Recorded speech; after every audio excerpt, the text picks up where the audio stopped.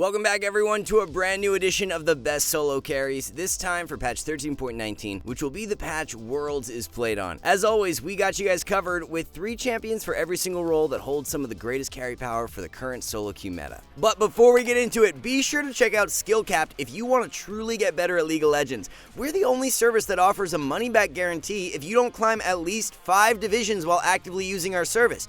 We do this because our service really does work, and if it doesn't work for you, you shouldn't pay. Learn more at the end of this video or click the link in the description below. One top lane champion we just simply cannot ignore who has incredible strength for the current meta is Quinn. Despite Quinn being a more niche top lane pick, she plays extremely well right now into all the highly picked top lane champions. We've got Renekton as the most played top laner, while Aatrox, Darius, and Garen follows suit right in behind. The only top lane champion Quinn players struggle more against is Malphite, so as long as you ban him out, you're golden. These melee fighters are so free for Quinn as she can bully them around in lane, and as long as you're playing around your E cooldown, there's no way those champs can ever get onto you without using flash. This should be your main focus point in lane. E cooldown is 12 seconds, so when it's down, you do have to play more respectful, but whenever it is up, you should be contesting every CS and making the enemy top laner wish they never queued up. The standard core build for Quinn significantly amplifies her roam power, as it's a static Shiv rush into Ghostblade second and the Collector third. Rune Page is fleet footwork with presence of mind, alacrity, and cutdown, roll with absolute focus, and Scorch for secondaries. One top lane champion who has significantly shot up in strength over the past few patches is Aatrox. Direct buffs from 13.17 combined with Gore Drinker and Shojin both being buffed have been the driving factors for Aatrox's rise. What's so great about Aatrox right now is that he has 2 equally powerful builds that he can run based on what the enemy comp consists of. The Gore with Shojin item combo is amazing into more bruiser or tanky comps, while you can go Duskblade with Cyrilda's Grudge into those heavier squishies to just one-shot them. Quinn is definitely one of the most annoying matchups for Aatrox right now, but she's not really played that often, so it's not really worth using your ban on her. Instead, banning out a more highly picked top lane champ like Aurelia or Malphite is what's going to be better value. Early lane is all about playing off Q cooldown and looking for quick, short trades. Extended trades are not ideal for Aatrox early on, so when Q is not available, you don't want to be playing up and giving the enemy a chance to trade with you. If you guys really want to master your trading game, we have a dedicated course that covers everything you need to know, which can be found on our website. The rune page for Aatrox is Conquer with Triumph, Tenacity, and Last Stand, run Second Wind, and Revitalize for secondaries.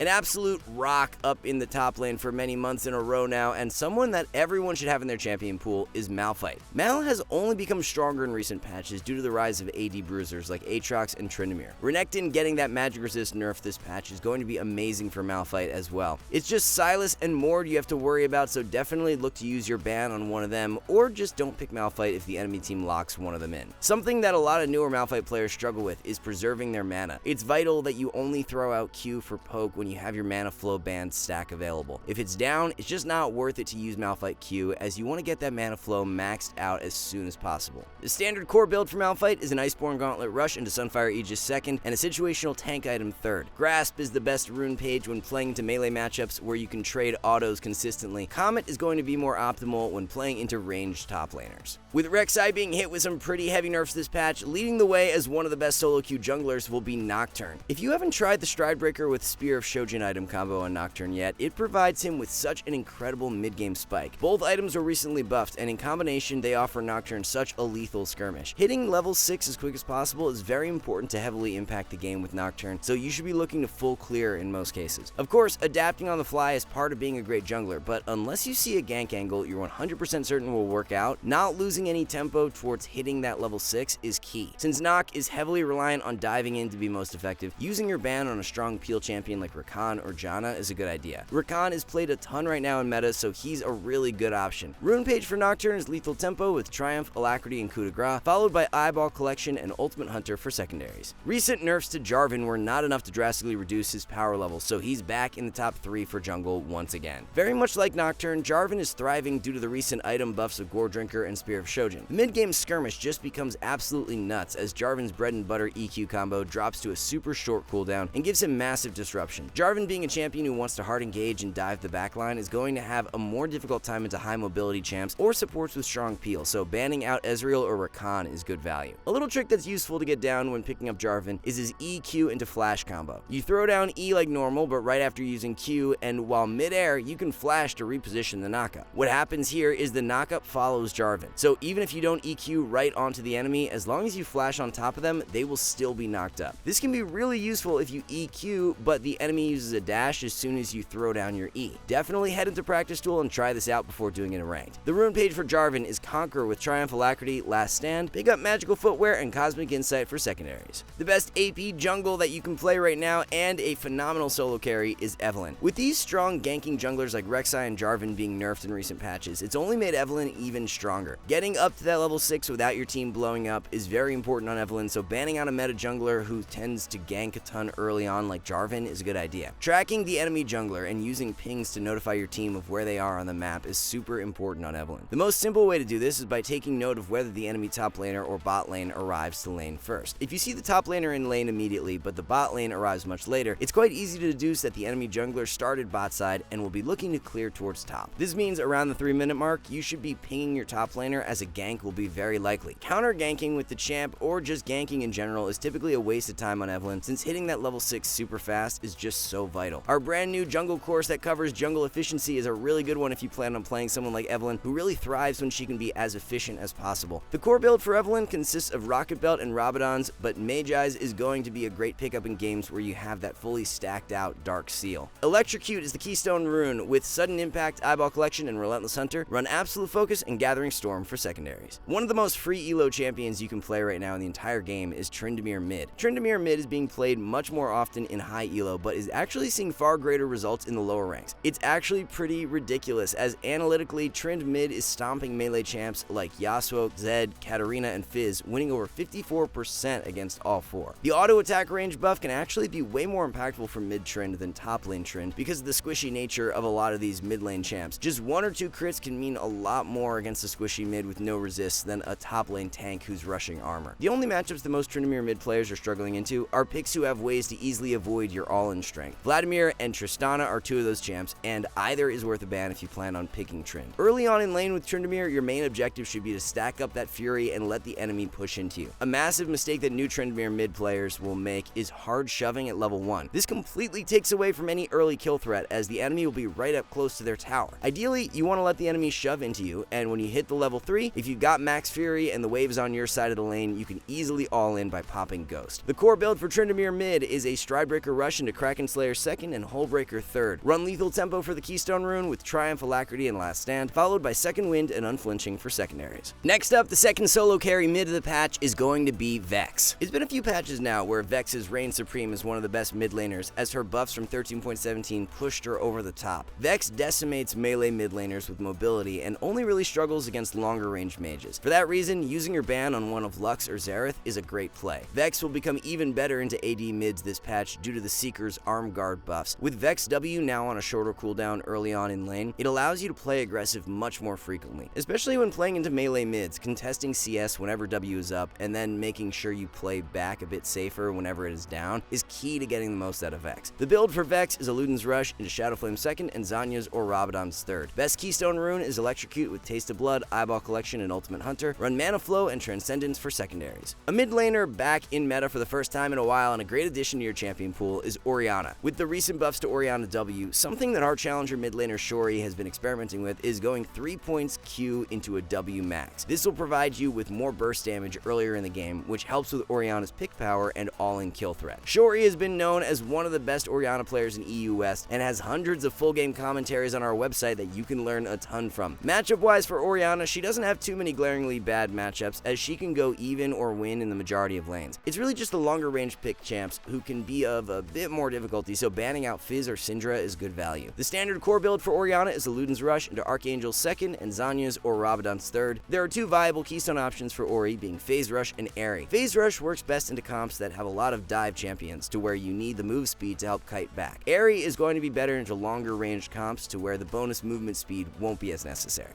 An ADC who has been positively impacted by changes 2 patches in a row now and cracking the top 3 is Jhin. In 13.18, there were the Storm Razor buffs, and now in 13.19, Jhin's R damage is being buffed as well. With these mage supports like Zyra and Xerath being very powerful in the current support meta, it makes Jhin even better. Duo up with a support who can play Xerath, Lux, or Zyra, and you can absolutely smash lane, especially post level 6. In lane with Jhin, you should always be paying attention to the enemy ADC's positioning in relation to the ranged minions and looking to bounce Q off for poke. The higher rank you go, the less opportunities you'll have for this play, but especially in the lower ranks where players miss position very often, Lining up that Q poke to bounce off the ranged minion and onto the enemy can give you free health advantages. Ban-wise for Jhin, Vayne is always one of the best options as her consistent DPS and chase power is difficult for Jhin to play around with his reload mechanic. The core build to run is Stormrazor Rush into Gale Force 2nd and Rapid Fire Cannon 3rd. Fleet is the Keystone Rune with Presence of Mind, Bloodline, and Coup de Grace. Roll with Celerity and Gathering Storm for secondaries. Back in the top 3 for ADC for yet another patch is going to be Ashe. Ashe has been so powerful for such a long time, and it stems all the way back to the Trinity Force buffs earlier in the season. Kraken into Trinity Force is a really nice 2-item core right now and gives Ashe a great mid-game spike. Being a longer range ADC, Ashe doesn't run into issues against most ADCs in lane, so using your ban on a meta dive champion is generally better value. Jarvan or Nocturne are solid options with their heavy presence in meta. Something that we pointed out in our previous solo carry video that we want to reiterate again for those who may have missed it is that you should be a lot more selective with what ability you take at level 2. W is always best at level 1, but Ashe players who level up E at level 2 actually win more than those who level up Q. Big reason for this is because by the time you hit level 3, the enemy jungler could have already finished 3 camps and be ganking your lane. If you take E at level 2 and scout out the enemy jungler, you'll know exactly where they are and will not only prevent yourself from dying to a level 3 gank, but your teammates as well. If you're playing with a more passive support or in a lane where you have to forfeit early pressure, taking E at level 2 is great. Of course, in a lane with a more aggro support though, to where you can hit level 2 and look to trade, you'll still want to level up Q. The rune page for Ashe is going to be Lethal Tempo with Presence of Mind, Bloodline, and Coup de Grace. Biscuits and Approach Velocity are for secondaries. Rounding out the top 3 for ADC this patch is going to be Twitch. A really nice quality of life buff is being issued to Twitch this patch to where his R missile speed is being increased, which will make it much more difficult for enemies to dodge his autos. With Jhin being buffed and being played a lot more, it's going to be great for Twitch as well. Twitch can really abuse Jhin's reload mechanic by waiting around in stealth until Jhin uses his 4th bullet on the minion wave, then pop out of stealth and mow him down while Jhin can do nothing in return. Rakan being heavily played in meta right now is another huge benefit to Twitch, as that duo is absolutely nasty. With the stealth from Twitch Q, you have so many more ways to influence games than other ADCs. Ganking mid is a legitimate play that you should be looking for when coming off a reset or when you have the enemy shoved under tower. Of course, this is relative to each game, but if your mid is playing something with really strong lockdown like Lissandra or Galio, and the enemy is pushed far up in lane, it should be super free to gank. Vice versa, if your mid is something like Castellan or Corki with no real damage threat or CC, unless the enemy mid is extremely low, trying to gank that is probably not worth your time if it means losing a wave bot lane. Ban-wise for Twitch, Ashe is a pretty good option right now as her early laning strength is difficult to match. The build is a Blade of the Ruined King Rush into Rageblade 2nd and Hurricane 3rd. Lethal Tempo is the optimal Keystone Rune with Presence of Mind, Alacrity, and Coup de Grace. Grab Taste of Blood and Ultimate Hunter for secondaries. Back in the top 3 for support for the first time in a while thanks to the buffs from 13.18 is Senna. Although the changes were geared towards helping out ADC Senna the most, support Senna has benefited as well and is a top tier support once again. It's not just the direct buffs that have helped her out though, as the Umbral Glaive buffs from a few patches back were great too. Due to being a squishy ADC with one of the lowest base health in the game, using your ban on a strong pick support like Blitz or Zyra is a good idea. Since Senna has more auto damage than the average support champion, and with the AoE damage from Q, she has the ability to push for that level 2 advantage quite well. Getting that level 2 jump is so important and can dictate the entire course of the lane, so don't just sit back and do nothing at level 1, thin out the wave for your ADC and get to that level 2 before the enemies. Remember, it's the 3rd melee creep on the 2nd wave that you need to kill to hit level 2, and you should be laser focused on whether you or the enemy will be hitting it first. The core build for Senna consists of an Umbral Glaive Rush into Eclipse 2nd and Rapid Fire Cannon 3rd. Fleet Footwork is the best Keystone Rune with Presence of Mind, Alacrity, and Cutdown. Best secondaries are Biscuits and Approach Velocity. Blitz is back in business due to his 13.17 buffs, and he's a really great solo carry support for 13.19. Power aside, Blitzcrank is more fun to play than ever, with an offensive build consisting of an Everfrost Rush actually being the most optimal way to play him. Your burst damage off of a hook is massive, and it makes finishing off those catch plays way more flexible. Blitz gaining mana scaling on his R damage is the big factor to why Everfrost has become more powerful. Complete core build that you'll want to try is an Everfrost Rush into Zeke 2nd and Knight's Vow 3rd. To really get the most out of Blitz, it's vital that your laning knowledge is up to par. Our Master in Minutes course on laning can really help you out as it's a quick and condensed course covering key concepts like wave management, roam timers, vision control, and using brush to pressure. Roaming is going to be how you really take your Blitz to another level. Moby Boots Rush and looking for opportunities mid lane whenever you are coming off of a reset is key. The complete rune page for Blitz is Glacial Augment with Hex Flash, Biscuits, and Cosmic Insight. Run with Bone Plating and Unflinching for secondaries. Taking home the final solo carry slot of the patch is going to be Zyra. Zyra has been a staple solo carry support for a while now, and there's no reason to take her off for 13.19. If anything, Zyra will be liking this patch even more, with Jhin and Ashe being two of the highly contested ADCs in meta. Catch supports are going to be who Zyra is most vulnerable into, so banning out Blitzcrank is a good idea. When trading with Zyra in lane, a little nuanced adjustment you should make if you're not already doing this is using your Q first and then throwing down W. If you use W first and then follow with Q, the enemy has a little bit more time to react to the poke as they can see the W being placed. Vice versa, if you Q and then during the cast time throw W down immediately after, it can make your poke a bit more reliable. Build for Zyra is Leandri's Rush into Rylai's second and Zanya's or Demonic Embrace third. Run Comet for the Keystone rune with Mana Flow, Transcendence, and Scorch, followed by Taste of Blood and Relentless Hunter for secondaries. Alright guys, before we wrap this up, let's tell you a little more about SkillCapped.